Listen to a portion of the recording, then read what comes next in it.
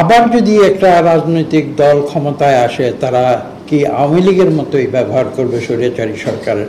তারা সব কিছু লুটপাট করবে, তারা এখানে এক মুখে বলে না এক নায়কত্ব কায়েম করবে, এটা মুখে বলে না, কিন্তু ইমপ্লাই করে যে আবার ঠিক আওয়ামী লীগের পরিবেশ সৃষ্টি হবে।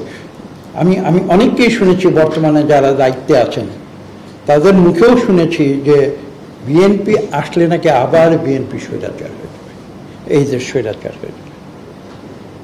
আমি কি সঠিক বলেছি? এই আশঙ্কা কি প্রকাশ করা হচ্ছে? শঙ্কা প্রকাশ করা হচ্ছে। এবং আমাদের গোলাম রাব্বানী সাহেবও কিন্তু তার বক্তব্যে এই ধরনের শঙ্কা প্রকাশ করেছে।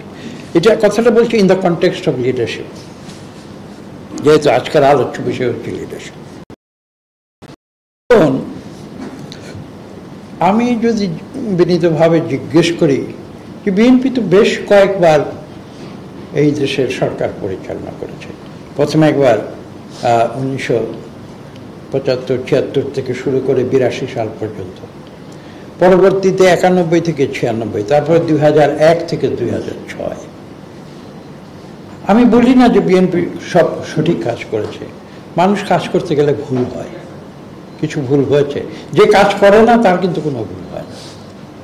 তো যেহেতু বিএনপি সরকার দীর্ঘ সময় পরিচালনা করেছে বাংলাদেশে, কিছু ভুল এটা হয়েছে। কিন্তু আমি একটি প্রশ্ন করবো, আপনাদের বিএনপি কি কখনো স্বৈরাচারী ভূমিকায় এদেশে অবতীর্ণ হয়েছিল? আমি কিন্তু জোর গলায় বলবো এই অভিযোগ বিএনপিকে কেউ দিতে। RICL TMX, যুগের পর যুগ স্থাপনা থাকে মজবুত। হ্যাঁ, কিছু ভুল করেছে, হয়তো কিছু অনিয়ম হয়েছে, আমরা তো এর ভিতর দিয়ে যাই, আমরা এগুলো সংশোধন করে নিতে চাই। কিন্তু বিএনপি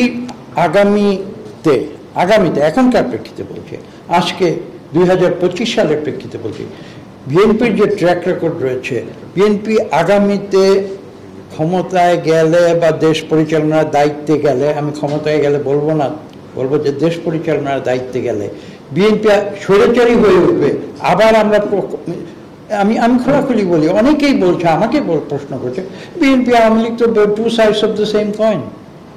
কেন আপনারা এসব কথা শুনছেন না? মানুষ আলোচনা করছে না? আমার প্রশ্ন হচ্ছে যে এই প্রশ্ন যারা করছে এটা তো বৈধ প্রশ্ন নয়, কারণ এর পেছনে, এই প্রশ্ন করার পেছনে কোনো যৌক্তিকতা নেই, কোনো উদাহরণ নেই, কোনো পূর্ব ইতিহাস। আমি এটা আজকে স্পষ্ট করে সাংবাদিকদের উদ্দেশ্যে বলছি, আপনারা সত্য কথা লিখুন। শেখ হাসিনা আপনাদের সত্য কথা লিখতে দেয় না। আমি তথ্যমন্ত্রী ছিলাম, আমি 6 মাস পরে তথ্য মন্ত্রণালয়ের পদ থেকে পদত্যাগ করেছিলাম। কেন?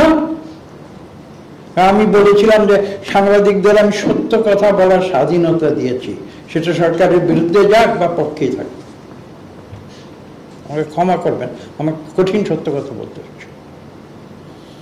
এবং কঠিনভাবে আমি আজকে বলছি যে বিএনপি আগামীতে নির্বাচনে বিজয়ী হয়ে সরকার গঠন করলে তারা স্বৈরাচারী হয়ে যাবে, এটা মজার কথা। এটা যারা বলছে তাদের কি কোনো দায়িত্ব জ্ঞান আছে, অথবা ইচ্ছাকৃত বলছে? তাহলে আমাকে একটা প্রমাণ দেখার যে বিএনপি বিরোধী দলীয় রাজনীতিদের উপরে স্বৈরাচারী আচরণ করেছে।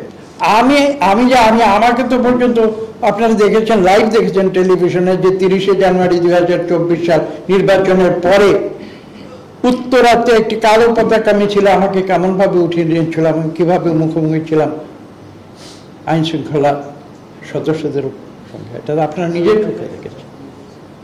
তো বিএনপি স্বৈরাচারী করলো কবে?